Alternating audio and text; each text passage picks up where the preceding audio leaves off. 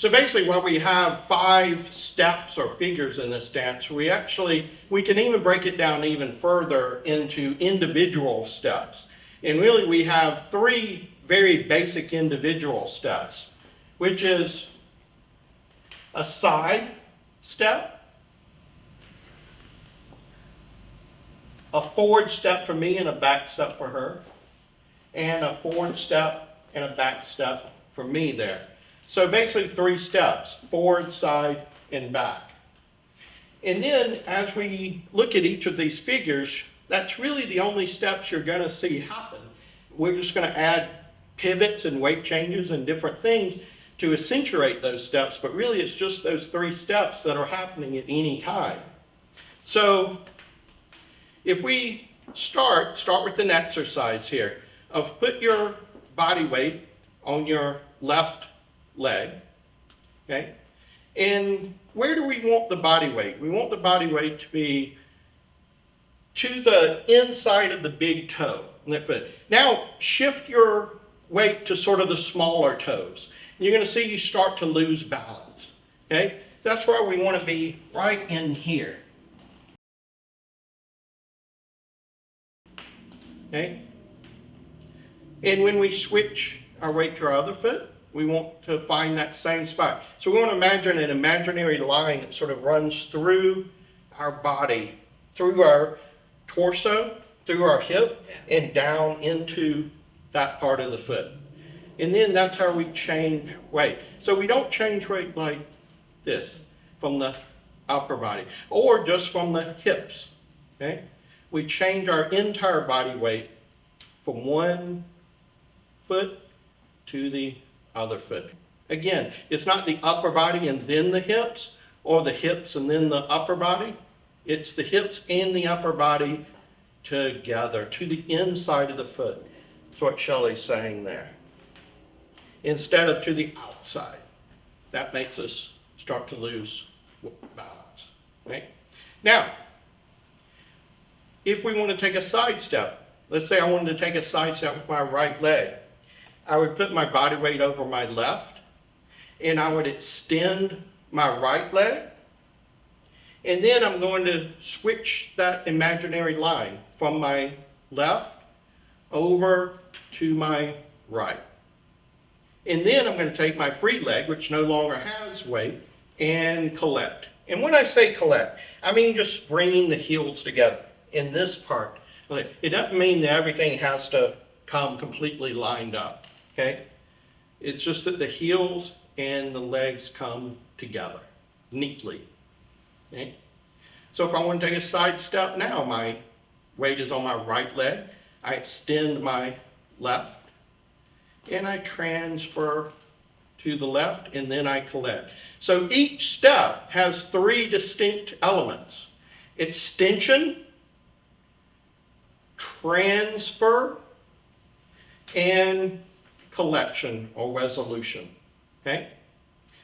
The other thing we want to think about is, imagine when we take these steps that we've got a line that's going, a circle sort of going like this. See, this is the wrong way to do it. We go, boom, where we fall, right? We actually want to go into our supporting leg and to the side. Into the supporting leg and to the side. You may see our knees soften a little. We like to make a distinction between softening our knees versus bending the knees. So I'm not going to go there, okay? But I'm also not going to lock the knees. See here, my knees are locked. And then if I try to step, it's very stunted and you sort of bang into the floor. We want it to be smooth, so my knee softens and I extend and step. Okay? Now, so that's our side steps. In here, if we were to take a side, and let's say we stopped in the middle, and we pivoted, then this would be the same size of a step we would want for a forward step or a back step. If my weight is on my left leg, that means the right foot is free. Then we can extend the right leg. Notice the knee is straight the hip has gone back just a little bit, but the hip didn't turn. It just goes back, the knee straightens, the big toe finds the ground, then we can transfer and collect. Okay? If I'm going forward, I'm going to send my free leg forward. Then as I push off of my back leg, I'm going to arrive on the heel and roll through the foot. And that's going to happen for Shelley as well, for the followers. So we're not going to step here and then do this. We're not going to go with the toes and lean back. In the beginning, we want the walk to be very natural. We extend, push off, and arrive. And we roll again through the foot. So the heel lands, and then we roll through to that spot on the foot that we were talking about earlier. Let's start with the practice embrace. And our practice embrace is going to be very simple. The leaders sort of put their arms up, their hands and palms up, and then the followers find our biceps here. And we start with bringing our feet together, like we were talking about in the collection earlier.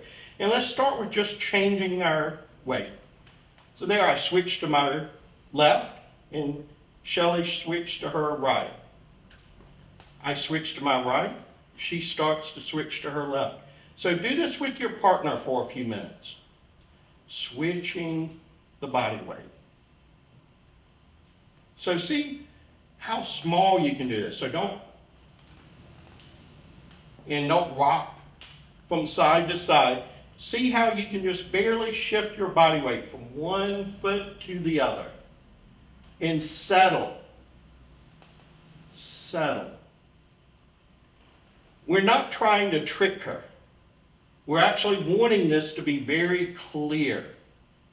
And then pause for a few moments. And then shift again. And pause for a few moments. So that we don't get into a pattern. Oftentimes when we do this in class, people just start shift, shift, shift, shift. And so then the followers just pick up on that and start shifting them. So we want to actually pause sometimes. And then what can we throw in? Side step. So we can pause. We can change weight. And we can take a side step. And then I could take another side step. And then I could change weight. Change weight. And then a side step. So again, do this as an exercise. Pause the video, do it with your partner, and just practice those three things: the pausing, the changing of weight, and side steps. And then switch who's leading and who's following. Have the follower. Normally in this dance, we have someone who's leading and someone who's following. We can't really do both at the same time. But right now, pick who's leading and who's following. Leading and following does not have to be necessarily gendered. It can be two women dancing together, two men dancing together. And then even if a man and a woman's dancing together, they can switch who's leading and who's following. So decide that when you start. But like I said, for this exercise, switch. No matter which role you want to do, try the other role, at least for a little bit. Okay? And then we can begin actually walking. So when I begin to walk here, let's say I want to begin walking forward with my left leg, then I'm going to clearly switch my weight to my right and feel that Shelley switched to her left. So my left is free, her right is free. Now, I'm going to begin walking. I'm going to move my body weight up to the ball of my foot and step forward. And notice when I step forward, I step right through Shelley. I didn't step here. This so happens in the beginning because the leaders don't want to step on the follower's feet, so they start doing this. They walk around. But that's actually very unclear. Not comfortable either. Doesn't look good, doesn't feel good. What I want to do is step right into her space. So I'm going to step right through her center. And notice, my left goes right next to the follower's left. Then we collect, and we can do another step. Now, at first you can pause between the steps, but then I want you to practice going right through them. So, step, step, and then every once in a while, pause. You can do a side step, you can do a change of weight, and then go back to walking.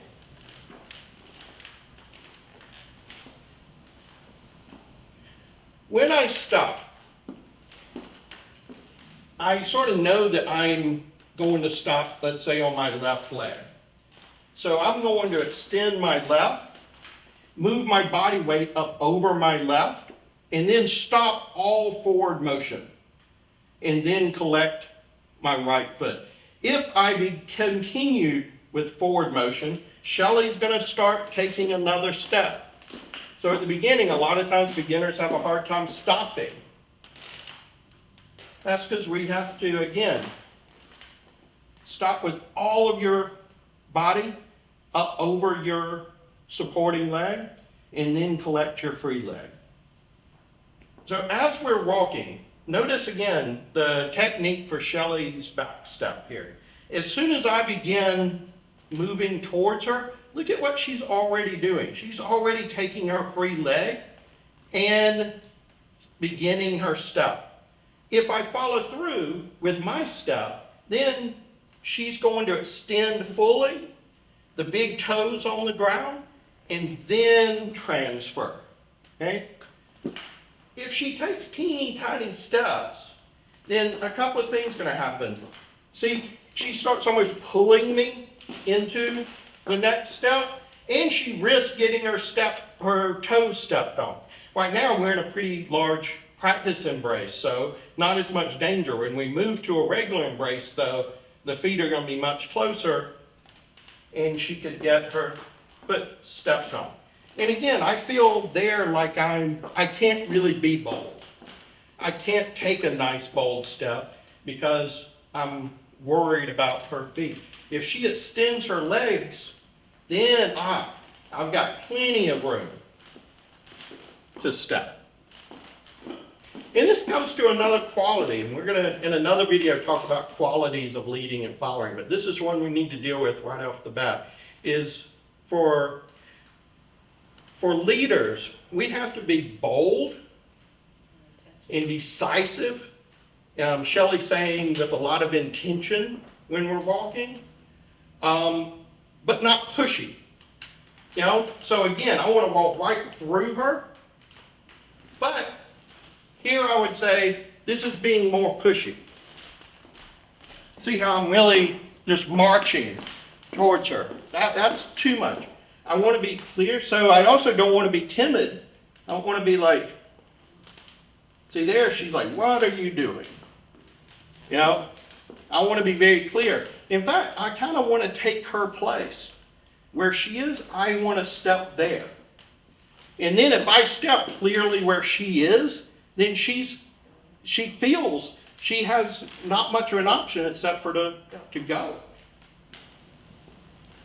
There.